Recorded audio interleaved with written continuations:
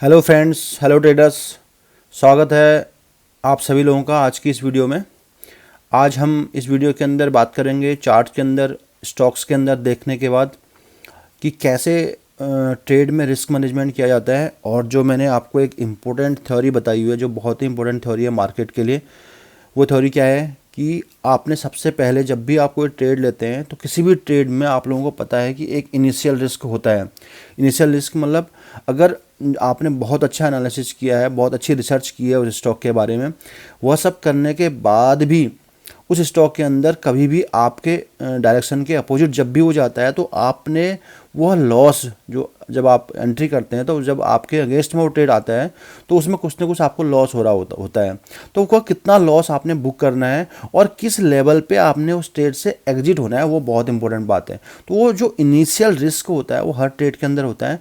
तो हम लोग क्या करते हैं जनरली कि हम लोगों ने एक सेटअप बनाया हुआ है जिसमें हम कहते हैं कि आप सबसे पहले, हमारा काम क्या होता है, हम प्रॉफिट या लॉस के लिए ज़्यादा नहीं सोचते हैं।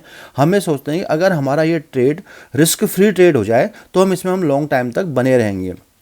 तो मैं इसको एक लाइव एग्जांपल के साथ समझाऊंगा आज आपको, और बहुत बढ़िया एग्जांपल है, हमको आज समझने के लिए मिला है। मैं दोनों चीज़ें डिस्कस करूंगा। आज हमने जीएसपीएल में प्रॉफिट भी बुक किया है और साथ में हमने ईपीएल लिमिटेड में, जिसमें मैं आपको ये सेटअप समझाना चाह रहा हूँ किस तरीके से आप उस सेटअप की हेल्प से एग्जिट हो सकते हो जब ऐसे सडनली मूव आपके अगेंस्ट में आते हैं। तो ठीक है दोस्तों, तो आइए देखते हैं। ये देखिए ईपीएल का ये चार्ट है, इसमें एक बहुत अच्छा फ्लैग पैटर्न बनने के बाद एक ब्रेकआउट आया था। आज से 3 या 4 दिन पहले हमने ईपीएल को आपको ट्रेड के लिए आई थिंक दिया था। अगर आपने वो वीडियो नहीं देखी है तो आप उस वीडियो में इसको देख सकते हैं कि किस तरीके से इसमें हमने इस ट्रेड को क्यों लिया था। देखिए सीधी सी बात थी, लेने का पूरा जो प्रोसेस था, लेने का जो सेटअप था, वो मैंने उस वीडियो में आपको अच्छे से समझाया है। तो आज क्या देखेंगे हम, उसमें एंट्री करने के बाद इस ट्रेड के अंदर बने हुए कब से थे, जैसे ये जो लंबी ट्रेड कैंडल बनी थी उसके बाद नेक्स्ट डे हमने इसमें एंट्री लिया था। एंट्री लेने के बाद यानी आप ये समझ लीजिए ये लगभग हमने एंट्री ली थी 245 के आसपास।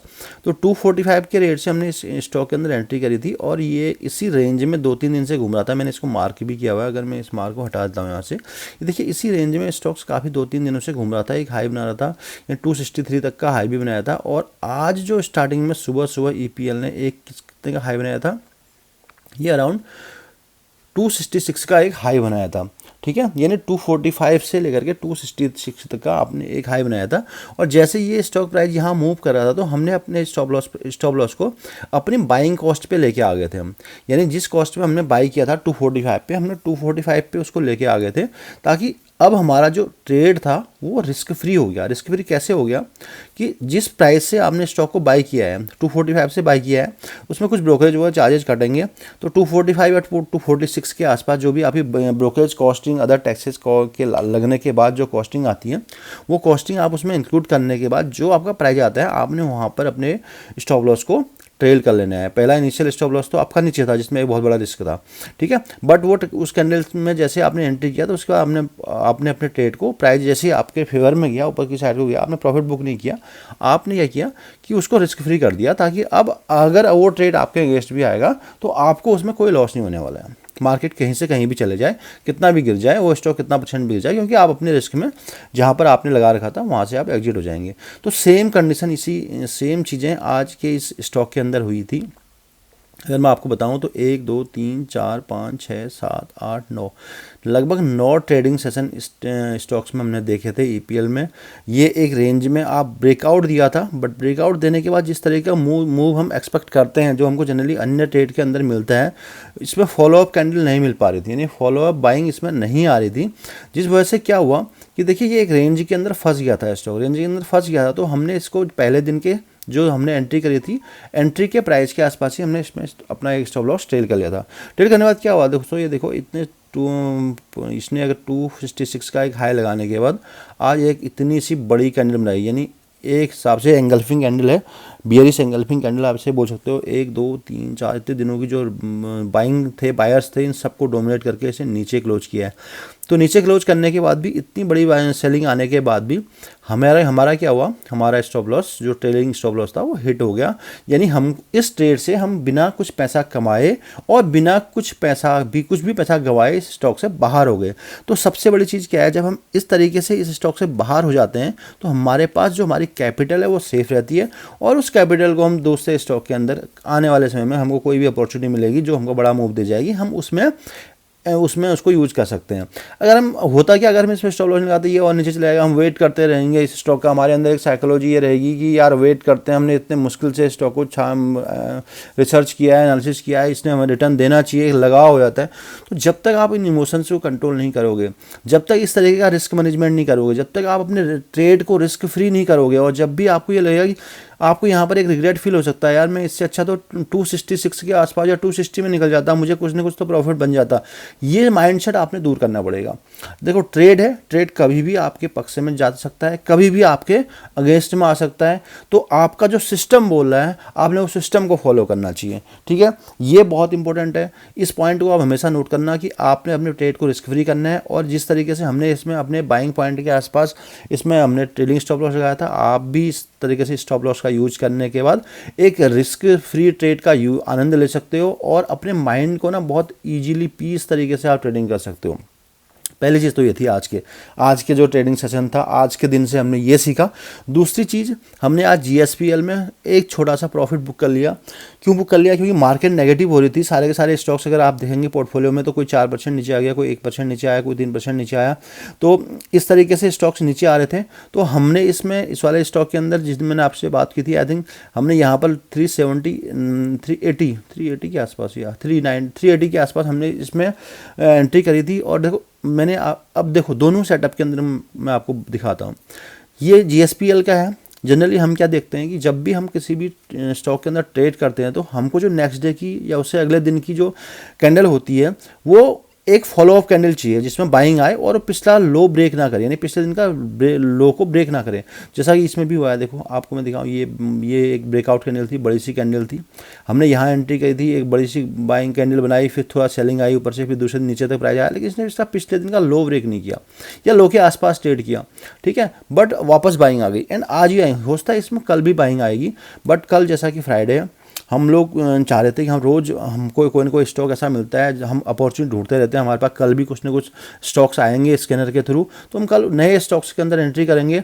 तो आज हम रिस्क फ्री ट्रेड में निकले, यानी हमको कोई लॉस नहीं हुआ, कोई प्रॉफिट नहीं हुआ, हमने वहाँ पर एक कैपिटल फ्री कर ली, और हम चाहते हैं कि एक कैपिटल हम यहाँ पर भी फ्री कर लें, है ना। तो हमने लास्ट में एट द एंड लगभग 3:25 के आसपास हमने इस 420 में से हम 420 रुपये के आसपास हम इस स्टॉक में से गुजरात स्टेट पेट्रोलियम लिमिटेड में से निकल गए, क्योंकि ये पेट्रोलियम वाले जो स्टॉक्स होते हैं कभी कभी कमोडिटी प्राइस से रिलेट करते हैं, तो कहीं ना कहीं इसमें बाइंग और सेलिंग बहुत तेज़ी से ऊपर नीचे आती है, नो प्रॉब्लम। बट मैं आपको सेटअप दिखा रहा था, देखिए GSPL का सेटअप एक आप देखिए और एक EPL का सेटअप देखिए। जिस भी तरीके से यहाँ पर बाइंग इसमें आनी चाहिए थी उस तरीके से फॉलो बाइंग नहीं आई। अगर मैं और कोई एक अच्छा सा जो हमने आज जो स्टॉक्स आए थे उनके बारे में बात करूँ तो ये देखिए, ये बहुत ही प्यारा सेटअप बना हुआ है ना। जियोजीत फाइनेंशियल सर्विसेज का सेटअप था ये। प्राइस ऊपर भी या नीचे भी आया, लेकिन लगभग वहीं क्लोज हुआ है जहां पर हम लगभग हमारी बाइंग प्राइस थी। आज हमने सुबह इसमें भी एंट्री करी थी 128 के आसपास, एंड प्राइस वहीं पे मूव कर रहा है। तो फॉलो अप कैंडल, यानी फॉलो अप कैंडल का मतलब ये है कि प्राइस नीचे ऊपर तो हुआ है, बट इसने अभी तक जो ब्रेकआउट कैंडल था उसका लो ब्रेक नहीं किया है। तो कहीं ना कहीं हमारा इसमें इनिशियल रिस्क का भी है, हमने इस ब्रेकआउट कैंडल के नीचे इसमें स्टॉप लॉस लगाया हुआ है 122 के आसपास का। अगर इसको ब्रेक करेगा तो हम कल इससे एग्जिट कर जाएंगे, अदरवाइज अभी फिलहाल हम इसमें बने हुए हैं। तो हमें उम्मीद है कि कल ये एक अच्छा मूव यहाँ पर दे सकता है, ठीक है। तो ये जो स्टॉक, दूसरा हमारा श्रीराम प्रॉपर्टीज़ का एक बहुत अच्छा स्टॉक इसमें बाइंग के लिए आ जाया था, लेकिन इस स्टॉक के अंदर भी ये देखिए ब्रेकआउट जोन था, लेकिन जिस तरीके से इस कैंडल के अंदर जो मॉर्निंग में सुबह ऊपर प्राइस गया, अगर मैं आपको 75 मिनट के अंदर हमारी एंट्री का रूल भी आपको बता रहा हूँ, कभी ना कभी हम कैंडल जब तक ऊपर क्लोज नहीं होती अच्छे वॉल्यूम के साथ तब उसमें एंट्री करते हैं।